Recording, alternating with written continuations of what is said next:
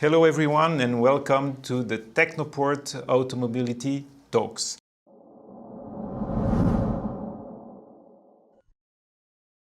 Today we are going to do our second podcast, and this one is about hydrogen. And it's about hydrogen in mobility.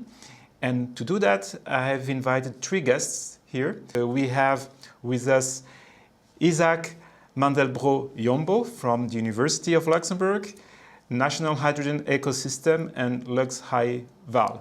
Hello. Hello. And we have as well Joe Malago, CTO, Sales Lens Group. Hello. Hello, Joe. And finally, we have Baudouin Gaumont from Finia Delphi, Fuel Injection System Product Engineering. Now we're going to start, and maybe we can start by listing what applications of hydrogen can we have in mobility, because when you talk to people, usually they think, I don't believe in electric cars. For me, hydrogen is the best solution for cars. But it's not only cars, there's as well other applications. So maybe Joe, if you want to, what do you have to say about that? The most famous you mentioned the cars, but you can find them also in heavy duty transport, buses, trucks. You have them in drones. There are multiple other applications.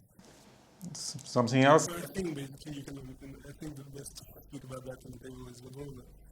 Basically, when you have a motor, you can basically use hydrogen as a fuel. Then does it make sense economically and efficiently? And the efficiency is another question. Yeah, everything that has an engine. A powertrain, yeah. Let's not say engine, because there's electric motors as well, or because of fuel cells and so on. So, if I understand well, hydrogen can be used differently depending on the powertrain that is selected, right? So the most obvious one is the internal combustion engine. We can burn hydrogen into an internal combustion engine, correct? Yeah. And then there is as well the famous fuel cell, which is actually producing electricity from hydrogen. So fuel cell technology is a reverse. It's a reverse electrolysis process. Yeah. And then you have also in mobility, and we forget the big elephant in the room for mobility is actually rockets. Oh, that's true. Also about that. One of the most famous applications for hydrogen. So all the Ariane engine are using hydrogen 6 decades. Yeah, we tend to forget that. And then we can see that there are big reservoirs to store this hydrogen, right? Liquid. Hydrogen. So liquid means at very cold temperature then. Yes. Okay. But any kind of powertrain, you can use hydrogen, so to generate electricity, or to generate heat, or to generate Motion. displacement, motion. Okay. So now so we have land transport, whatever it is, cars, trucks, whatever. We have airplanes, and even space shuttles. Marine applications as well, boats. Maybe before we go a bit deeper into this discussion, I would like to ask Isaac a question about hydrogen. What is hydrogen? Because it looks like, it's the miracle solution, the miracle, source of energy, but we don't find hydrogen in the nature as an element. It is always combined, right? It still can be debatable, but yeah, I would say most of the time, except as we discussed with the latest findings about natural hydrogen. You have the sun. Yeah. Is actually H+, so not H2. So we were discussing about that earlier as well. Yeah. There's the difference between H+ and H2. So when we speak about hydrogen, we actually speak about the molecule, which is the hydrogen. Because that's all the gas that we call Two hydrogen. It's just language, in the language we say hydrogen, but it's actually the hydrogen. And how do you get this hydrogen? There are several paths. We speak often about the colors of hydrogen. Yeah, I wanted to ask you that because I've heard like white, blue, green. It all comes back to chemistry. Uh-huh. And basically, as of today, even in the regular fuels, and Baudouin, just please stop me if I'm wrong, but even when you burn diesel or you use diesel, when you use methane, what makes your car run is not the carbon, it's the hydrogen. So even when you use it's forcing it, I know, but even when you use petrol, somehow you use hydrogen, right? So for the different colors, and it comes back to the way of producing it. So where would you find it? So you can find it in different, so it's either used in refineries, in the way of producing the hydrogen that will be used for mobility. There is these two paths, or there's several paths, but one is mainly with methane or coal. For methane, for example, CH4, so H is hydrogen. And the path which is part of the green path, which is from water and electrolysis, is H2O, so you have the H. Yeah. And so both processes are different, but basically they consist in changing the constitution of those molecules, so CH4 and H2O, and extracting the hydrogen. And then the question is, okay, but what comes together with this extraction, and what process do you use to do this extraction? If you need power, from where is coming the power? If you have CO2 emission, what is done with the CO2? And then that's where you have your gray, your blue, where you actually capture your smoke. But for mobility, what's interesting is actually a hydrogen car, so different Technologies, technologies exist. But let's say, for example, so I don't want to speak about the ICE technology because it's maybe more knowledgeable about that. But on the fuel cell, for example, it's famous because the hydrogen actually that will be consumed, then we have extraction of water. Right? Yeah, there is no pollution locally. There's no pollution locally, and that's the magic of it. Like if you think about a car, if you want to capture the smoke of the car, you need like a big system at the back of the car. Yeah. In hydrogen, you produce the hydrogen in one place, and all the potential pollution Is there? except for green hydrogen, right? But for all the way, like even from methane to gray hydrogen, the pollution happens at the production location. So therefore, if you manage to capture this pollution, whatever is done afterwards It's clean. is clean. So That's very in interesting. the city, the car will not pollute, Yeah. right? All the pollution happens At the production, yeah. Maybe one other strong argument for hydrogen as an energy carrier is the ability to store hydrogen in comparison with electricity. So hydrogen has this ability to be stored, and transported. You can modify it, but yeah, that's... We'll come to that. I think it's a very broad subject because we talked about ammonia and all that things. Maybe we keep that for later, but it's a very good point. Comparing it to electricity, which is a bigger issue to store because then you lose what you store over time. So, yeah, it's quite interesting. And as an operator, we have two other advantages in the hydrogen molecules. Okay.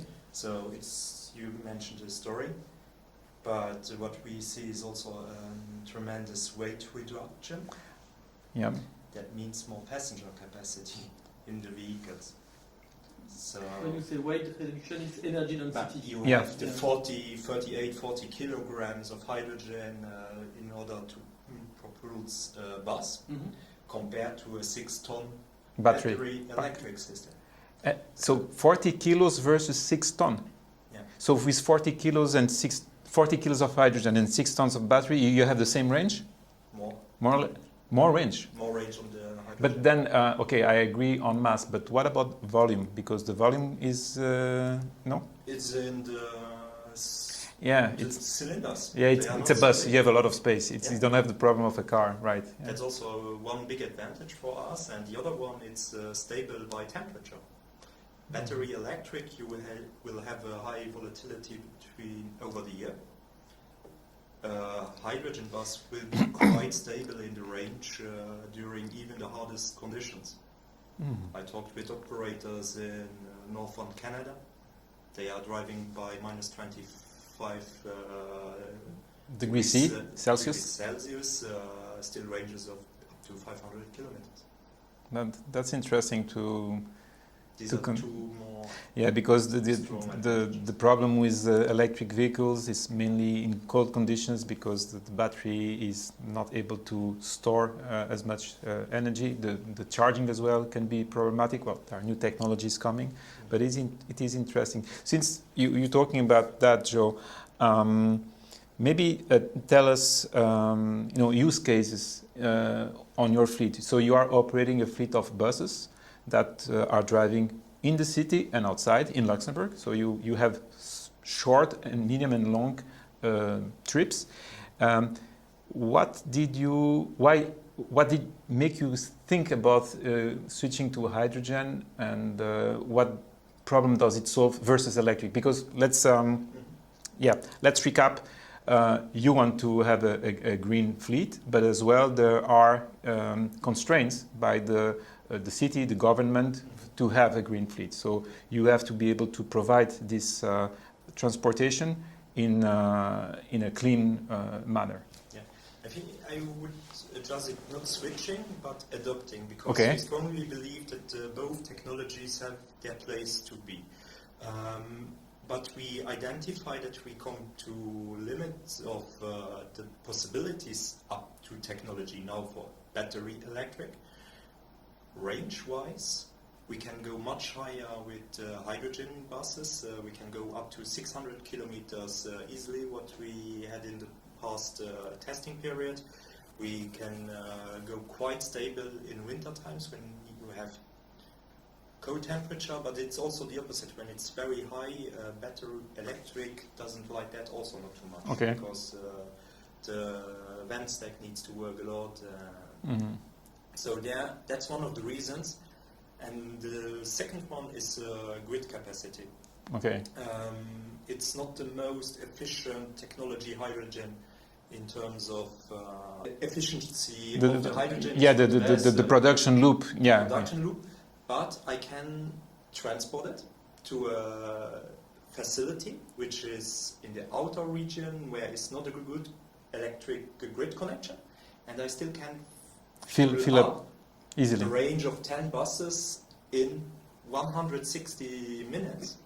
It's well designed, and this is something which is not possible with electricity. Yeah, because you mentioned that since you're covering most of the Luxembourgish territory, in some locations the power available for electric power available to charge is not sufficient, because you have your bus with your battery capacity, but at some point you need to recharge it, so you either use a pantograph or other systems. But even if you want to do it in some location, it is not possible, because you said sometimes you just have 50 kilowatts. Yeah, that's right.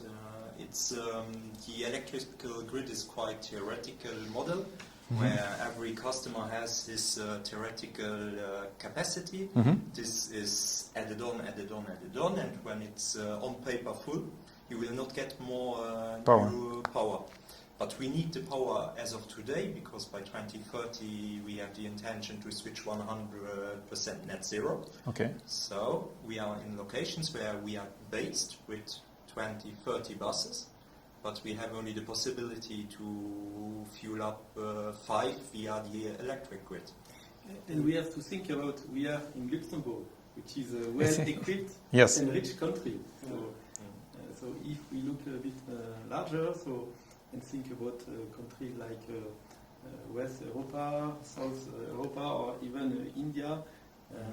So hydrogen could be a good way to decarbonize the mobility, especially due to this lack of infrastructure for charging. Maybe for me, in order to, I'd like to look back to the production, then switch from this production story to what you're saying for the shortage on the grid. Because so we're saying there are several paths, right? You can do from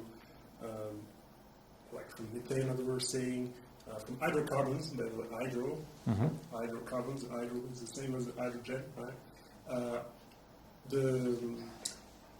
So you will have 2 paths, basically the gray and the blue. The blue is they capture the smokes, CO2, and the other path is from electrolyzer. That's the green.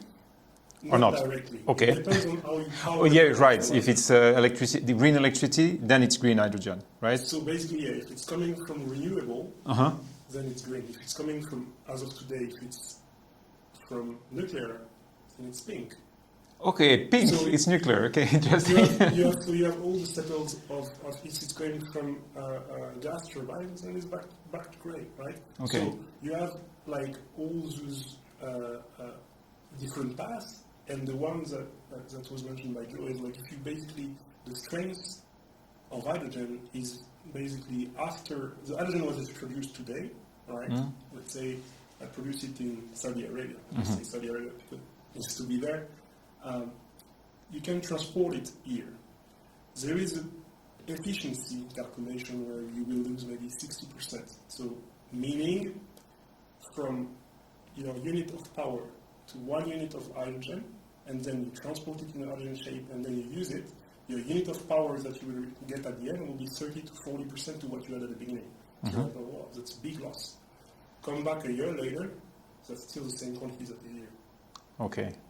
As long as you do your switch to power at the end, right? Because basically you have loss in power to gas and gas to power, but the gas, once you have it, you have it. And there is no waste of energy to have it stored.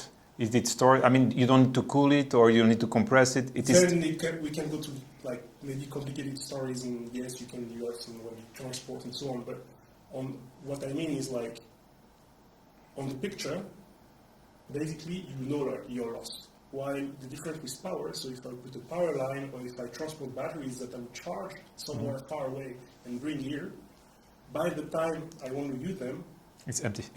It's going to be depleted at some point. Okay. So hydrogen is often considered as a long duration storage, and that's where we come back to the topic of basically we can bring power from another location to a location where there is not enough grid, and you bring it in the form of hydrogen, and when you use it, you switch, and then you turn hydrogen into power. And Right. that avoid you to have to extend the grid, because otherwise you will need line and all this stuff. So basically, it brings this autonomy, function that electricity cannot, because electricity you need to be, there needs to be a wire, there needs to be a cable, direct. You can, if you have a battery, this battery must be recharged by some means, because otherwise, if you don't use it, you lose. Right? If I understood well. Yeah, definitely. The battery are better and better, and both, by the way, in the fuel cell technology, you have a battery and you have hydrogen, so it's working together. So I don't think it's like a competition, it's just finding the best mix in order to serve the customer. But I think this is what, for mobility, what Kaijo is really like, okay, we go 100% EV, okay, but where do you want to load? How many other people want to load? And what is actually the maximum number of vehicles that can be loaded? And there you can still stay with EV, but for example, having some stationary system that charge EVs from hydrogen. So you still can power, hydrogen and then burn it or use it in a fuel cell or in an ICE system and then charge your electric vehicle. So it gives you this flexibility that at least the grid is needed. And I know Luxembourg is following the path, but it's a smaller country, so maybe it will be faster, I don't know. But also quite congested. France is, all the European countries, including France, are announcing big plans to make the grid stronger and bigger, because there is huge needs for power. Because if you charge 10 buses of Joe, then I don't have the light in my house. Or the data center, and then Google is not happy. So it's whole, I think, an arbitrage between those different technologies. To scale what it means in electricity, I think the biggest part of the audience knows what it means to have an electric car. We have a fleet of around about 1,000 vehicles. 30% of it is already, as of today, electric? 100% electrified. We are consuming more than the 5th biggest city of Luxembourg electricity yearly. Really? Yes. Oh, okay. And then to give you so you're talking about the energy, but what about, because the energy is one thing, but the power is another problem, because the power is the quantity of energy you need at a certain point. We already talked about the limitations of power in certain areas. So that's the problem we might be facing. Like, I remember, who was it? A minister, Luxembourg's minister, I won't mention, but he was at some point saying that, we will have, charging stations on the autoroute where you can charge dozens of trucks. And I was thinking, but one truck is 1.2 megawatt hour of battery normally. So if you charge dozens of trucks like that, what kind of power do you need? Because if you charge all the trucks at the same time, do you still have power for your city or for your area? That's a question, right? Yeah, and that won't happen. We are working today on the first large-scale battery here in Luxembourg, and there we can then make test runs with 1.2 mega to charge cars or trucks, because buses it's not allowed to go as high. Okay. But it won't work today to work with 1 megawatt charger.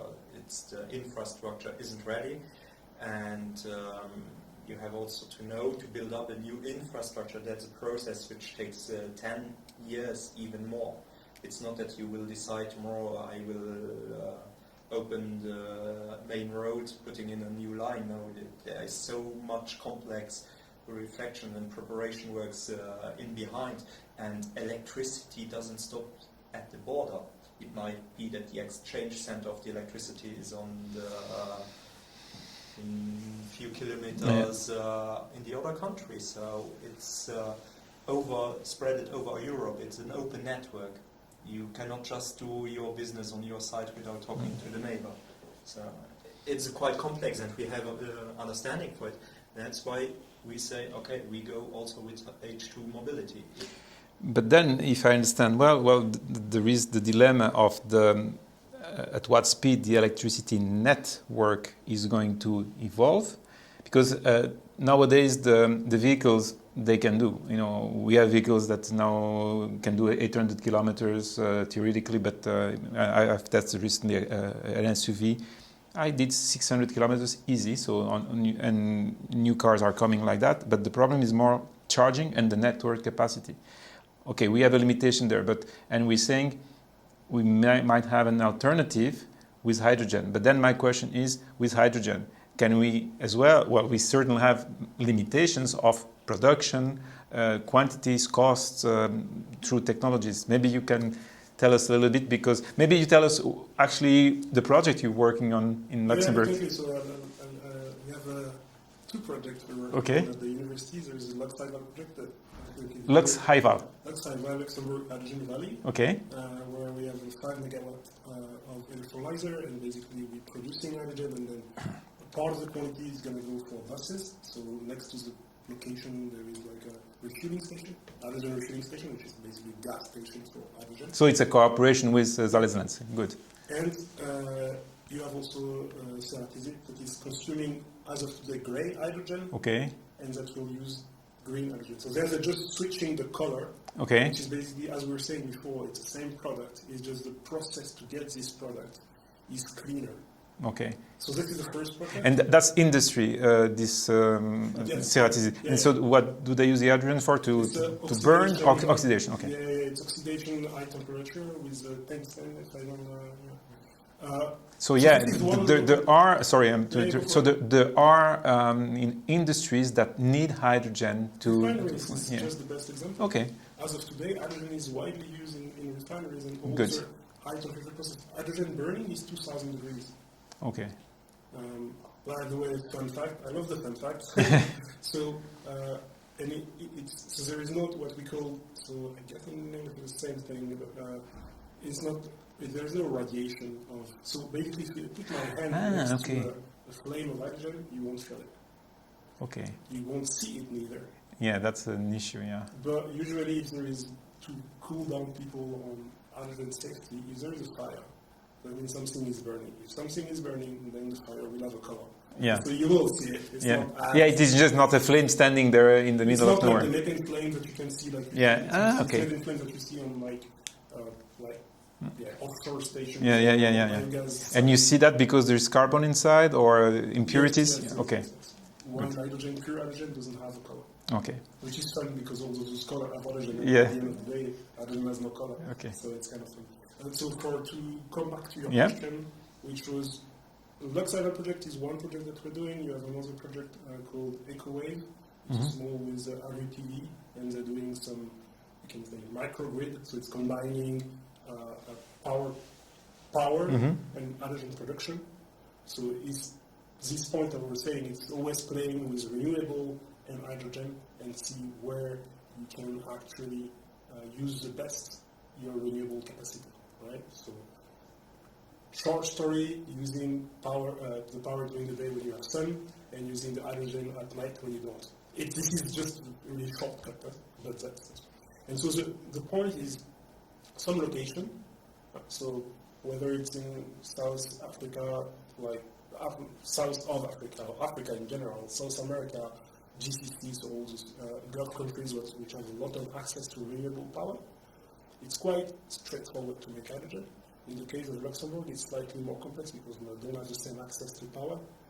And so the project I'm working on is actually working with the people at the table as well, is trying to fit all the different actors, whether they're in mobility, industry, energy systems, that are actually communicating one with each other and need one with each other. All of them need a grid, all of them need a backup solution.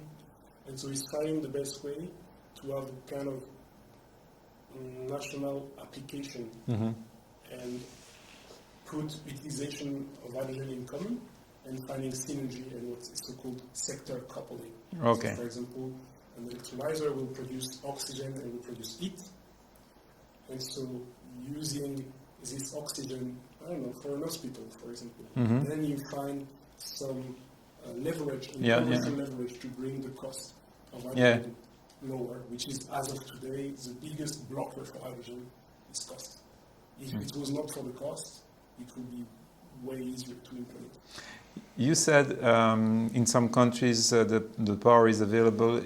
If I understood well, it was like renewable power, like sun or wind. So if you go to countries like Saudi Arabia, there you have both, mainly solar panels that are producing electricity, and then from this electricity you produce hydrogen from the water, and then... so you don't have necessarily water, so you have to desalinate the water, right. But with green power, and then you use also the sun power to have your electricity. So basically, what I was saying earlier, I like the idea of shock. So basically you take this H2O that we said earlier, which is water, and you shock it to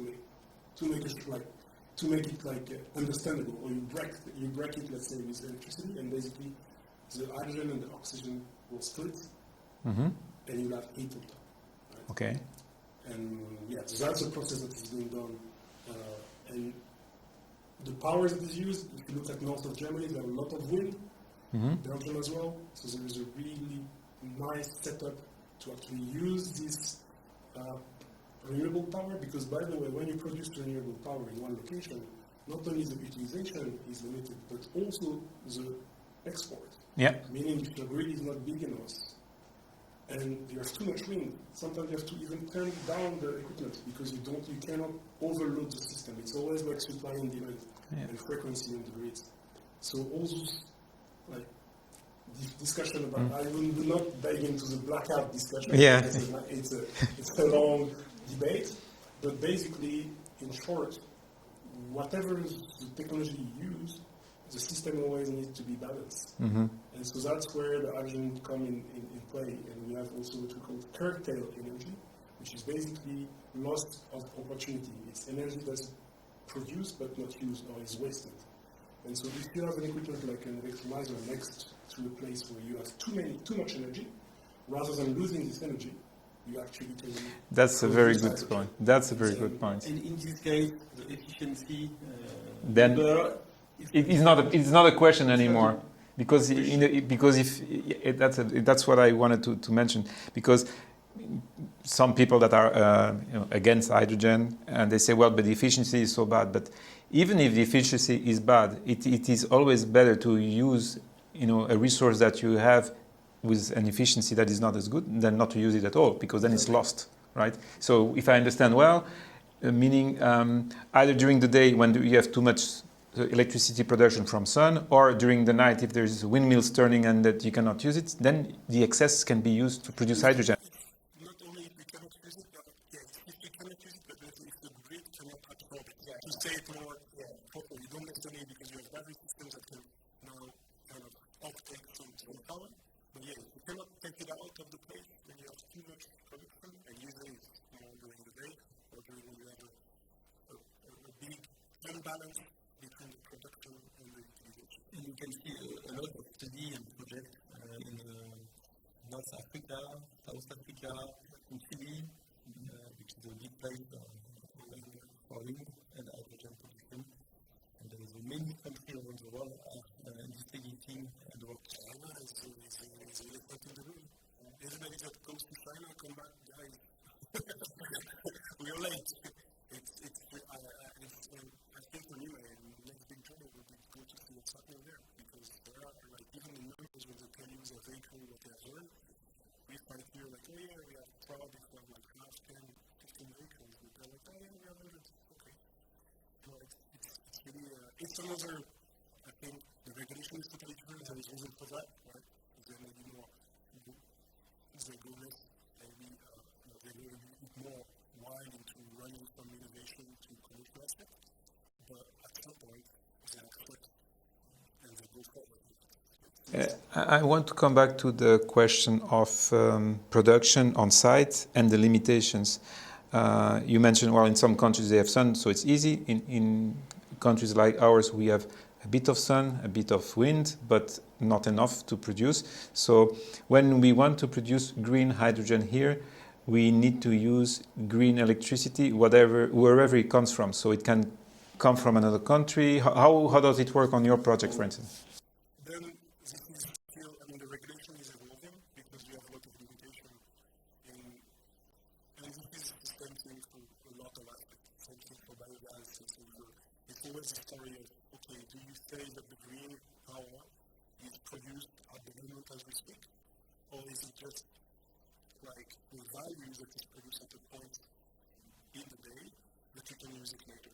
So basically decorrelating the utilization on the production. And this is all the questions, the political questions that are now, because if you don't do that, it's very hard to make the project financially viable, because then you need to turn off your equipment because you just run it when the power is running. Which is, to use some efficiency, it's also a debate, right? And whether it's right or wrong, whether it's green or not green. But yeah, it's all this play between certification that exists in all the domains, by the way. Most of the time when you buy green power, you don't know the color of the power that is coming to your... You're paying for green. I'm not even speaking about hydrogen, but when you pay for power, you have a contract saying it's green power. So somehow you're paying for the windmill that is maybe half a year. And your neighbor, or the guy that doesn't want to pay for green power, who is next to the windmill, is actually consuming green power, but is not paying for green power. So it's just that it's come back to this corners. When the hydrogen comes, it's suddenly. Right? Then I have a question to you, Jo. Your buses, they are charged with green electricity. So I completely enjoyed the talk now from Isaac, because it is pure trading. Okay. Electricity, nothing else, nothing romantic about it, it's a trade. And we asked that, stands also that question 3-4 years ago, and we came to an outcome. We have been the first facility installing on a large scale solar panels 25 years ago, with 2,200 units. And we refurbished them last year and upscaled to 5,500 solar panels. But we are not a typical solar power user. So we said, okay, we are not happy with that one. We want to go further. So we have been pushing over the past years to install the first large-scale battery in Luxembourg, in order to store our solar energy and to inject it in our buses, to say not only we have solar power, we are early adopters, but we store the energy and inject. It will be enough. We are talking about a 10 megawatt battery. That will be enough for 16, 17 buses. And you have how many? A fleet of 1,000. 1,000. Okay, then there we see the order of magnitude, and we realize that batteries alone cannot work. Exactly, and we know it, but we are working also then with, it's called PPA, Power Purchase Agreements, in order to buy additional green energy. Okay. We are operating in multiple countries, so we are always checking on the group level to fit for everyone something in the right way. We try to adopt our values on sustainability, which is really important to know. Thus, today, a smaller customer operator has the opportunity to know how to do that? I don't think so. We will continue to trust the main suppliers in Luxembourg or somewhere else, and he will buy green certificate with energy coming from the closest nuclear power plant or where else. That's a fact. So, but we are aware of it. We try to do better with the possibilities we have. And it's a challenge. It's not easy. As I explained to you before, we are speaking about a lot of electricity. Today we are already at 15 gigawatt hours per year. We will go up to 60. 60. Wow. Yeah, and that brings the question of investment. And when we were talking before, I asked you the question: how much does a hydrogen bus cost more than an electric one? And he said you told me the numbers, but then I asked, what about the internal combustion engine ratio? So can you just tell us so that we have an idea what it represents for an operator like you to invest into green mobility? I will go with the coefficients. Okay. Coefficients. When a traditional diesel engine bus will cost 100, you will be with an electric one between 175 to 200. Okay. And you will be at 225 when you will go with the hydrogen. Okay. And how many electrical buses do you need to replace one diesel in terms of usage? Today we have a remaining fleet to replace in Luxembourg and Belgium of 600. Yeah, but can you replace one diesel bus by one electrical bus or one fuel cell bus? No, up to today we always calculate the ratio of 1.8 coefficient. Okay. The same coefficient for fuel cell and Now electrical? that's because now the hardliner for electric will say hydrogen is bad because hydrogen is expensive and no these talks. But I can go one by one. One diesel bus can be one hydrogen bus again. So I will gain on the scale. I don't need to buy electric buses. What it means to have two electric buses, you need also immediately two drivers. Oh yeah. It makes also no sense because you need to bring in the second bus during the At the end of the range of the first one, the second one must be there. So what's behind this ratio is what is so the range, but also I guess the fueling time.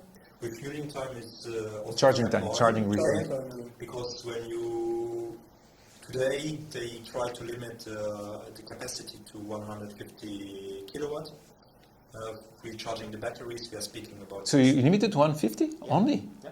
But with cars, we're talking about 300-400. And why is it limited on When buses? we go on a pantograph, we go up to 350-400. Okay. It's more the prudent side of the OEM saying please don't. Okay. Because the car, you recharge. Once in a while, yeah. Once in a while. This is really heavy duty usage, yeah. We do many kilometers per vehicle. We are talking about 120,000, 150,000 per year. Okay. So you recharge more than one cycle Yeah. per day. So they try guys Yeah. be Be modest in gentle with the charging, otherwise you age the battery too Exactly. soon, and then they don't give the warranty.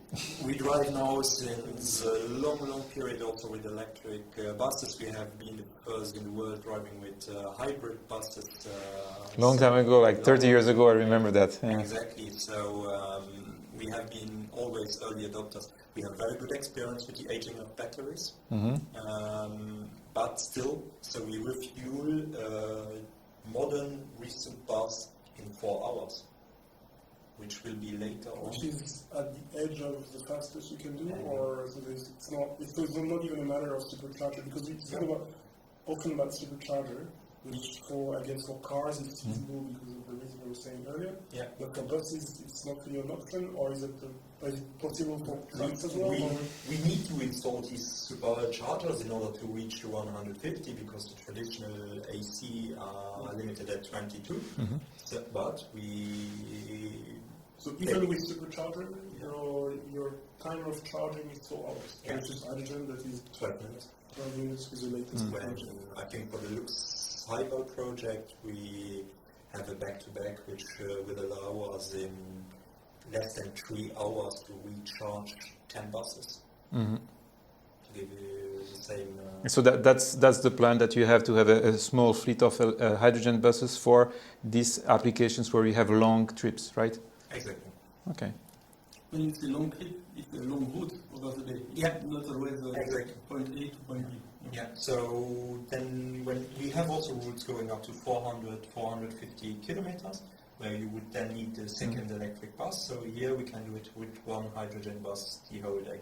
You just need to swap The driver, yeah. And I'd like to say as well, so preaching for my project as well for now, but also for hydrogen in Luxembourg, because at the end of the day, the project that we're working on is like a national hydrogen project, and it's basically a narrative of saying, as of today, you have, it's not the fault of Luxembourgish, but we don't have so many people in Luxembourg. So per capita, we don't have so many people. In population, you mean? Yeah. Okay. And there are a lot of people come to refuel in Luxembourg because the price is really attractive.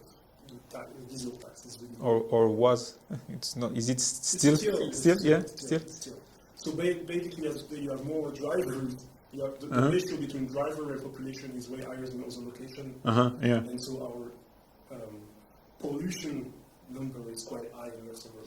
Yeah. But also there is a flux of money that goes together with that. And so the question for Luxembourg now, whether it's electric or hydrogen, I would say it doesn't really matter.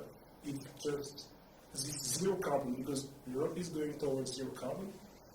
This flux of customers, which is whether it's like freight of goods, whether it's people, when they decide where they stop and when they make their route, as of today, Luxembourg is where they go because it's cheaper to refuel. Tomorrow, where do they go? And that will be really the question, I think. With electric cars, you mean? With electric car or with hydrogen. Okay. So my point is saying it's really important. Luxembourg is, as of today, on the map. Yeah. For that For reason. the region. Yeah. And for south to north, west to west. But tomorrow, is it that interesting for a driver to go through Luxembourg, or he would rather go from Belgium to France, Yeah. or from France to So there's a loss of economy opportunity. Yeah. So this is, I think, really, and the point is everything is kind of being decided now super fast. Also because of all the tension we have in the world with oil and gas. So the aspect of resilience starts to be quite critical. And so it will be a moment for Luxembourg to move fast. We have some advance thanks to diesel and whatever regulation was done before. But now the question for Luxembourg is really, okay, what do we do to be sure to be there in 15 years, right? Oh, and by the way, it's just a side question. How many? I think I know how many hydrogen refueling stations we have in Lux. One. One is of today. Yeah. Okay. And that will be the chicken and egg question in the future. Okay. As a professional operator, you need to have the refueling station next to you. That's why also we are quite involved in the Luxembourg project, because the station will be quite close to our premises. But you have a start and a terminus for goods and for people.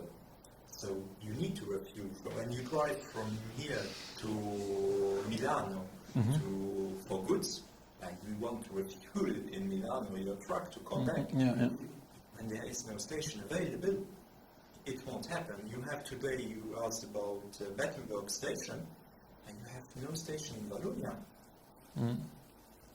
We are the biggest coach operator in Wallonia as the Zales Land School. Oh, really? Oh. It makes no sense to install hydrogen buses for us over there. There is no station available. But, We have to sit down as well on this one. but isn't there this European directive saying that every 200 kilometers you need a... but it's not the case yet. It was supposed to be the case by 25. It's very nice, 200 kilometers, you are almost at Brussels. Yeah, that's true. So if you need to drive to Brussels to refuel, it doesn't make sense. Only in Zales Land today we own 8 the fueling stations by our own for diesel, by our own, and we can go to the network which is available in Luxembourg. So it is the chicken and egg, and that's why also for private cars they won't go to an hydrogen car because there's one station. I think just one short. I think that for me we are really at a turning point for hydrogen because we have a lot of pilot projects. So by definition, a pilot project is to test. So when you do a test, you accept failure, and that's the difference from pilot to commercial and logistics. So when you do logistics, if the truck doesn't come on time, It doesn't work. someone has to pay the bill. Yeah. And I think that's really the switch, and a lot of projects are maybe for location, we try to reuse what has been done before, and maybe some shortcuts are made, and forcing things, saying, like, okay, this pilot can be commercial. Yes, but what's your backup plan? Right? It's like in power. What is your backup power? We have a really nice backup power as well.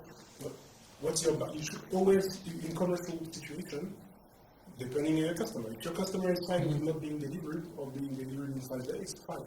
So I think when I take the bus, even personally, and I want to go to Brussels, I don't know to arrive in 3 days, right? it's already 3 hours and the connection is not that good.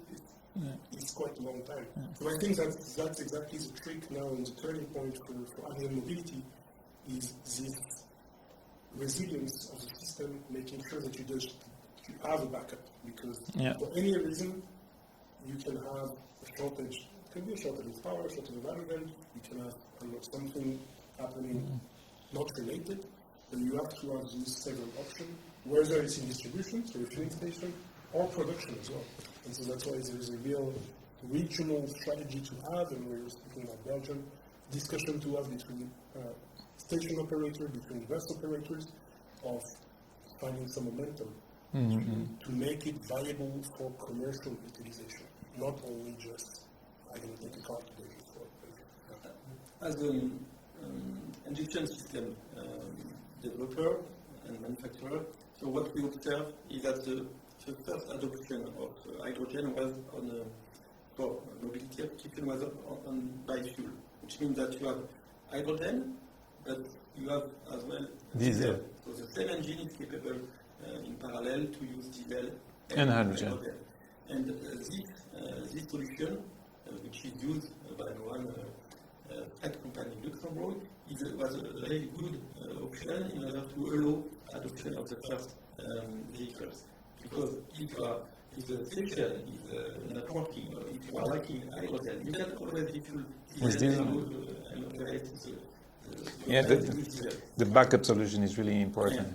That's it's something which is existing on mobility, existing on for genset, it is existing as well for some marine applications. So we have already delivered and our competitor as well many systems for that.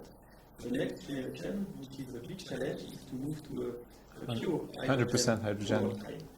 And I think that's exactly the issue we are facing, the chicken egg situation between hydrogen availability, cost of hydrogen, and network. And since you're talking about that, Baudouin, I realized that we did not cover the powertrain side yet, because we're talking about hydrogen trucks, buses, but up until now we've been not saying what kind of hydrogen, because there is different powertrains. So there is the obvious internal combustion engines burning hydrogen, there is the fuel cell, and there's the e-fuels as well that we are made from hydrogen. Yeah, that's another. I think in light mobility, and I think that the moment maybe can explain more, but it's the qualities that are required. The efficiency of the e-fuel compared to the efficiency of hydrogen doesn't really make sense in heavy duty or light mobility, like we have this thing for bus. Right? It makes less sense. But maybe just so that you explain to us, the systems. Tell us, a hydrogen injection system. How is it different from another system? What is specific? What kind of engine transformation do we need? So how is it working? So for powertrain, you can use hydrogen in many ways. So you have always to store hydrogen. Mhm. And you start with the storage. So the more usual configuration to store hydrogen is to store hydrogen in a gaseous phase. Mhm. So either And the pressure, like 350 bar, 350 or 700, yeah. Yes, the standard currently, or even lower in some countries. That's this is the most standard configuration. The drawback with the gaseous storage is that you need a lot of space due to the density of hydrogen. For some application, like marine application, like big buses, it's really not an issue. It becomes an issue if you want to move to smaller size of vehicle with more packaging content. After one solution which is existing, talking about the rocket, it's able to start in a liquid phase. In this case, we have to be at a very low temperature. And, Minus 200 something. Yeah. And which is not a big issue.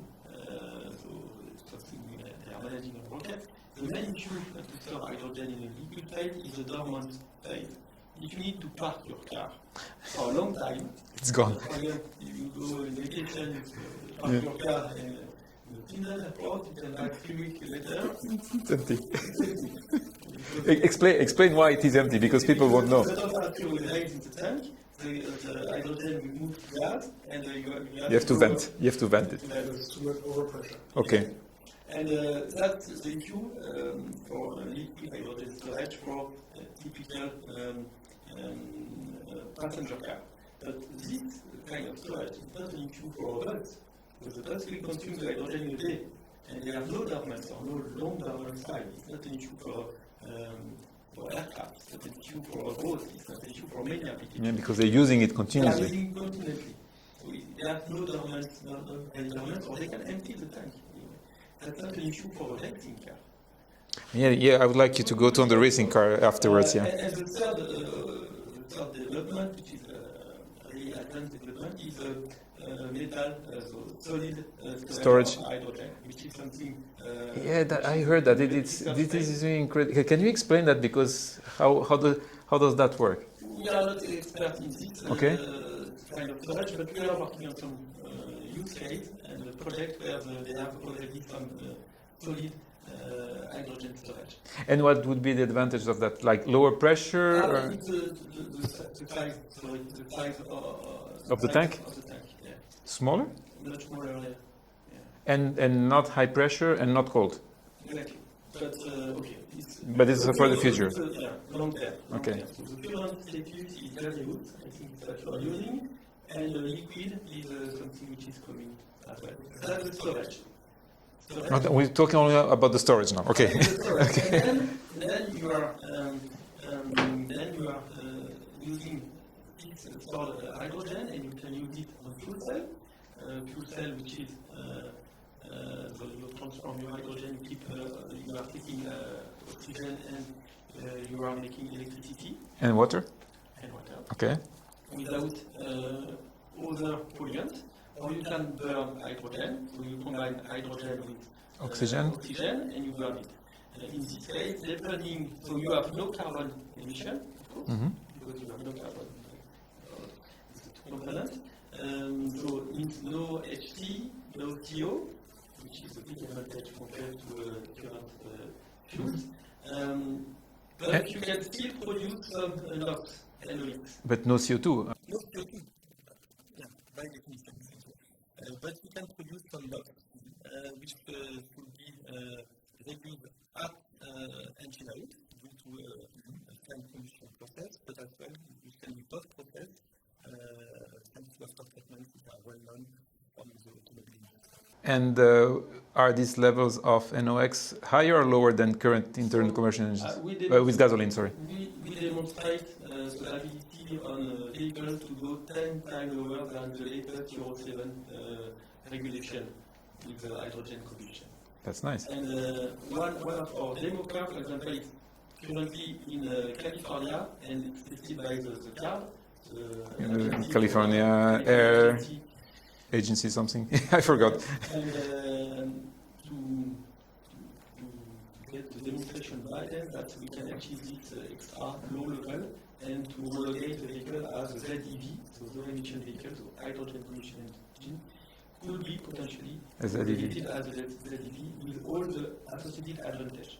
So, hydrogen, fuel cell, and combustion engine, so that's the two main ways to use hydrogen on a vehicle, automobility. And what is the big difference? So we mentioned the polluant in the combustion. One advantage of burning hydrogen or combustion engine is the fact that it's more robust because you don't have an issue with the purity of the hydrogen. You have no risk on the fuel cell. You have a risk to have an uncontainment of the fuel cell if you have impurity in the hydrogen. Combustion engine is much more resistant to impurity, so which means that the cost of hydrogen could be reduced drastically. Yeah, because you don't need to have a super pure hydrogen. Exactly. Okay. On top, to build a combustion engine, we have all the infrastructure locally. Locally, we don't need to build stack fuel cells in foreign countries, so for political reasons, it would be a big advantage, and we don't need any hard material inside. Okay. So the dependency and all this geopolitical challenge can be as well answered with this solution. And then, sorry, about the retrofit. Is there a possibility of retrofit, or the efficiency is not as good? No, retrofit makes sense for very high-cost vehicles. Okay. So if you have a bus, which is very expensive by definition, the powertrain is not the main cost of the bus. If you have a big marine vessel, it makes sense to retrofit the engine. Okay. For a passenger car, for a private car, it doesn't make very sense because after 300,000 kilometers, Unless you really love your car. Yeah, but for cars, having hydrogen internal combustion engine, is it making sense? Because you need a lot of space to store your hydrogen, no? You need space, but thanks to high pressure, so you can 700 bars? You can accommodate, so like the CNG vehicles. So if you integrate already the tank in the development of the vehicle, you have several solutions to integrate a hydrogen tank. It's the case of the Toyota Mirai, for example. Yeah, but it's a fuel cell, the Toyota Mirai. Yeah, but storage is the same. Yeah, but it doesn't, I might be wrong, but isn't the hydrogen consumption of an internal combustion engine higher than the fuel cell? It's different, depending on the operating point. Okay. So the fuel cell have very good efficiency in a limited range. Okay. So it means that you have to really optimize the size and selection of the fuel cell to the application. And the development of the fuel cell is very expensive, so that's why not so many variants of fuel cell are available. And on the sweet spot, the fuel cell will have a very good efficiency. The advantage of the combustion engine is you can use it in a much wider range, which is less expensive to develop the combustion engine. And at very high load, you can have similar or better efficiency with the combustion engine compared to a fuel cell. Okay, and that's where we switch to the racing application. Racing, it's no. driven. Okay. No, we can't. On Okay. racing, the interest for hydrogen on racing application is decarbonization. Yeah. It is, if you compare fuel cell with combustion engine, you have the weight, Yeah. the mass. Because on the fuel cell, you need a battery, you have the weight of the fuel cell, and as I think you know, on racing, Light is right. so H2 engine or vehicle will be lighter, so which means that many simulation when performed on a Le Mans track, and the H2 configuration height was always faster on lap. Okay. Compared to the fuel cell. And then you have emotion, which is something specific to motorsport, sound, and for that, you know, like me, non-success of the Formula E. I know I've been into an E-Prix, and yeah, the sound, the emotion is lacking versus another. So emotion is maybe not an issue for us. No, no, it's the opposite. I think The drivers like the emotion of electric. yeah. We have to say, in the beginning we have been prudent. We thought they will like, because they like engines, they have a big toy Yeah. to drive around, and today they are more relaxed. But I think it's also different for a race car driver doing his job for 2 hours. Yeah. And our drivers going up to 10, 11 hours in a bus. It's a big difference. Mm. And there you are more relaxed, and we need to have the emotions also from the customers and the citizens. Mhm. You know that we are speaking about CO2 pollution, but it's also noise pollution. Yeah. And so for the inhabitants of cities, they highly admire electric vehicles. Mm. And That as a makes sense. car enthusiast, I would also say I prefer the gasoline. But you mentioned Le Mans, but if I'm right, Le Mans is, well, by the way, we are recording that on the 1st of June, and next week is Le Mans, 24 Yeah, hours. It's a 24 hours of Le Mans, and for again a big hydrogen village will be open in parallel of Le Mans event. Mhm. With showcase of many demo vehicles, demo application Mhm. from different people, and already publicly announced. So several cars will perform a demo lap on Thursday and on Saturday just before the official start of the race on the Le Mans track. So it will be H2 height vehicles, so no fuel cell demo Okay. feature for the reason I explained, which is valuable for motorsport and maybe not for some other applications. But it's really, we will participate, we will be there, and for us it's a laboratory to develop, to showcase our technology. Interesting. So there are at least 2 brands that I know. No, you mentioned. Can we mention the brands that are going to be presenting? So you said there is Alpine. That's on one of the projects you're working on, if I'm not wrong. With the Alpine Go, so it's Okay. a V6, 2.5 liters, more than 8 watt horsepower. Nice. And then there is, I know, Toyota as well. Toyota announced yesterday that they will make as well a demo lap. The big difference is that the Alpine is the gaseous storage, and Toyota Toyota will liquid. be with liquid storage. It's So- already fulfilling the FIA regulation for 2028. Which is the year when the category will be open at to Le Mans, yes. at Le Mans. And then the third brand is Ligier. Ligier. Yes. And that's their own engine, or? So it's a Maserati Nettuno engine, Oh. which is modified. I was lucky enough to drive a Maserati with this engine. I really love this engine. So motorsport, you have this emotion criteria.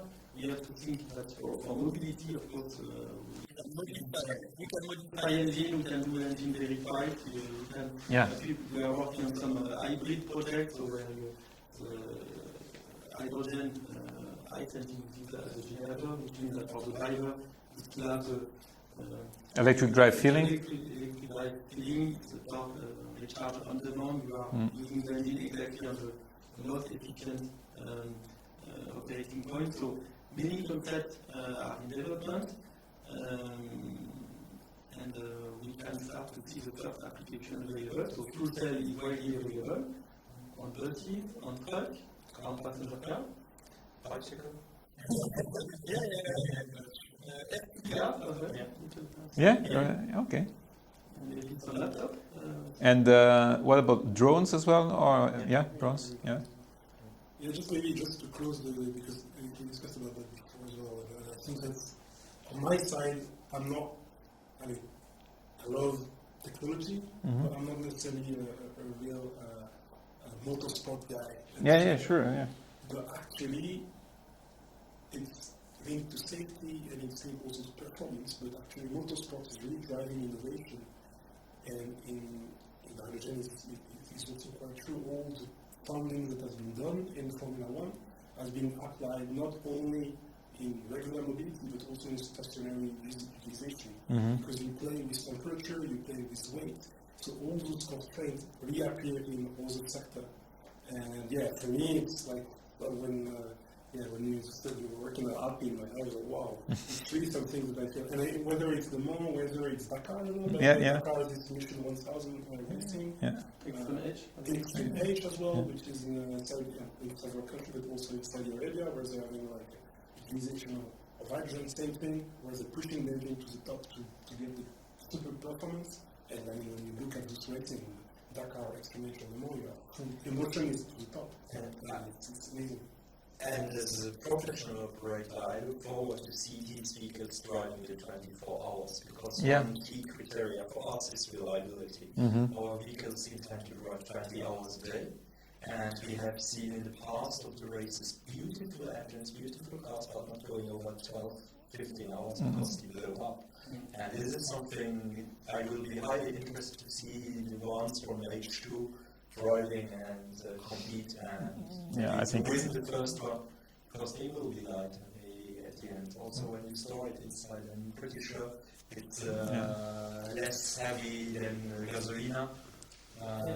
You have always the challenge in Le Mans. You have the durability, you have the speed, you have the performance, you have the refueling time. You have to refuel it in a short time. That's the reason why Bev will never race at Le Mans.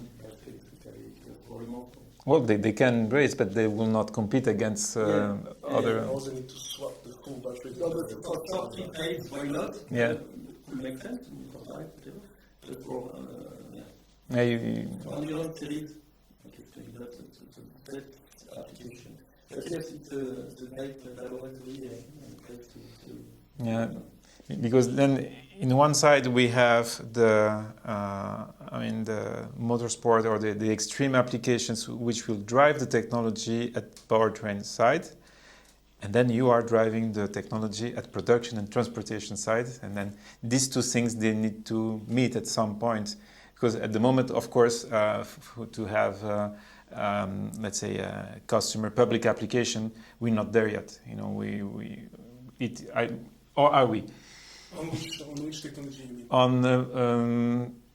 On sorry, I was mentioning ICE H. Internal. Some vehicle ICE or some construction application already. Oh yeah, like this. I'm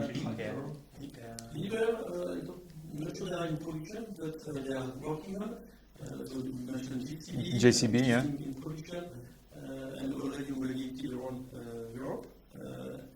And the idea is really you have some construction plates in the city where you need by requirement to have CO2-free engines. And so that's why they developed this solution for this specific application. So that's already in serial production. Okay. Talking about hydrogen combustion, but fuel cell vehicles are already widely available. Yeah. I know the taxi in Paris. It's good that you mentioned Paris, because let's take us as a coach operator. We try to bring tourists to Paris. Paris has a restriction for diesel combustion engines. So with an electric, we know we cannot go these 360, 400 kilometers and come back. But we would have hydrogen, we could go to the city. Leaving from here, we cannot ask the passengers to swap at the border of Paris, please switch to us.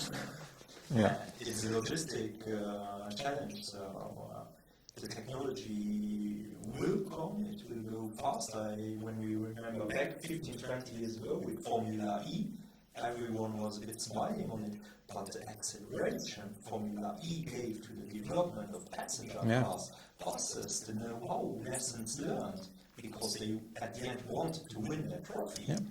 So they injected a lot of money.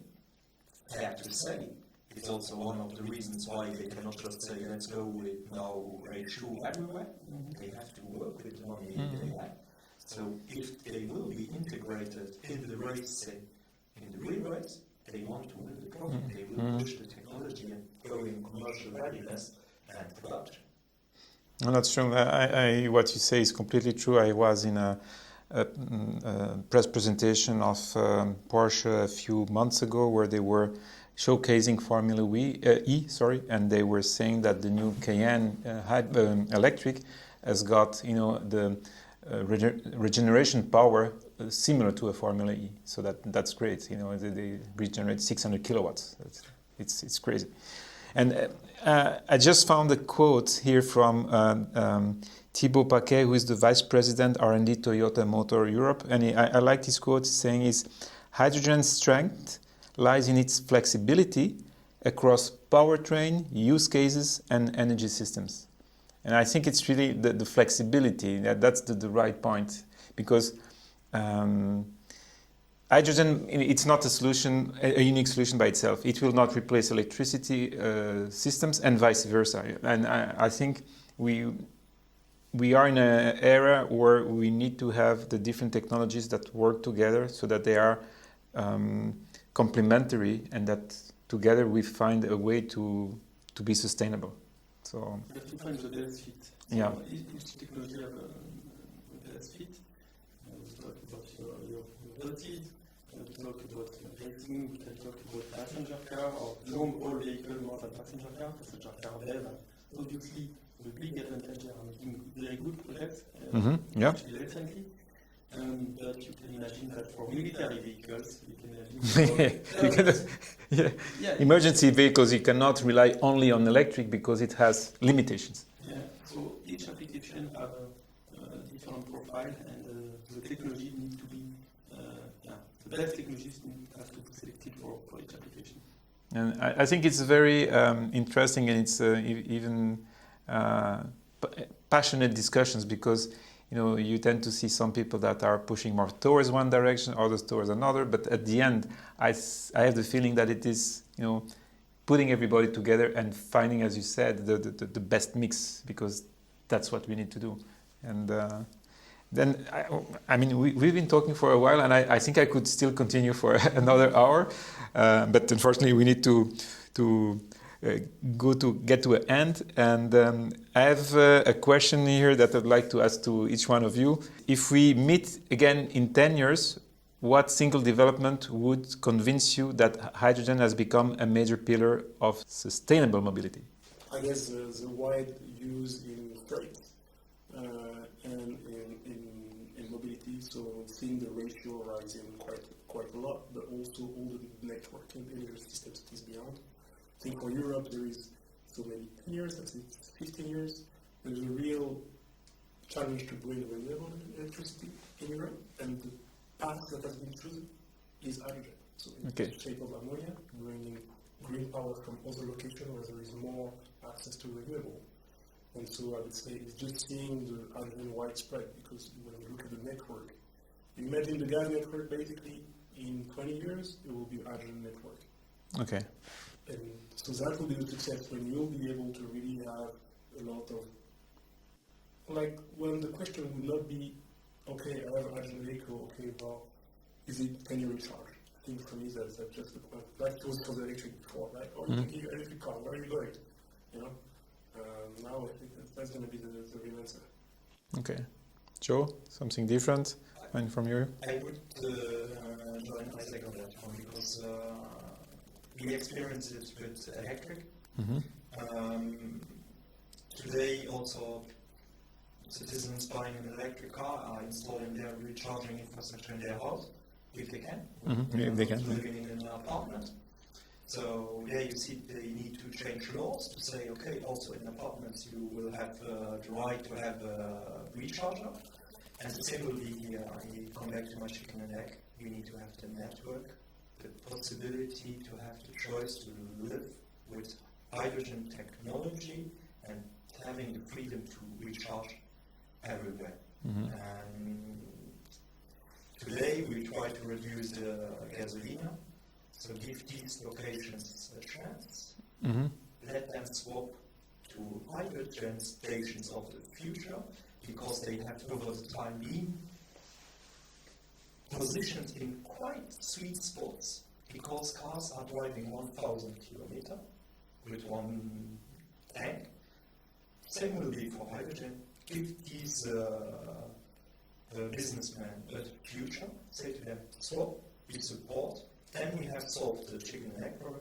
You can have the population saying, okay, I will go there, I will charge my car via electric or via hydrogen, and they charge one. That's what I would like to see in the next 10 years coming, and then So infrastructure, flexibility. it will be a success. Some stories about Le Mans. No, so Le Mans, I think we'll have already There will be cars running at Le Mans in 10 years, hydrogen, yeah? Yeah, sure. Yeah. I'm confident. No, so maybe question or worry is what will be the place of Europe in this hydrogen in 10 years?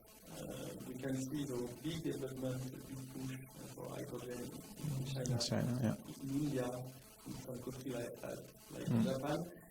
We know, people involved in this hydrogen discussion know most of the technical issue, the concept issue, the distribution issue, and the big question is what will be the support of the organization, all the political organization and the cultural organization, support from the citizens in this discussion. We are lucky, we are a rich country, we have many advantages, but I think we have an opportunity to be well placed on hydrogen. Let's see what will be the path and the support. Good. So in 20 years, Luxembourg is a top-rated country and hydrogen players in Europe. Let's make it. Great. Well, thank you very much for your contribution. It was really a pleasure for me because it's a subject that I always been very interested in, and I learned a lot of things today. And I hope that you people watching this podcast as well enjoyed it. Don't hesitate to put some comments, to share, and to like it. So thank you, everyone. Thank you, Daniel. Thank you. And see you next time. Bye.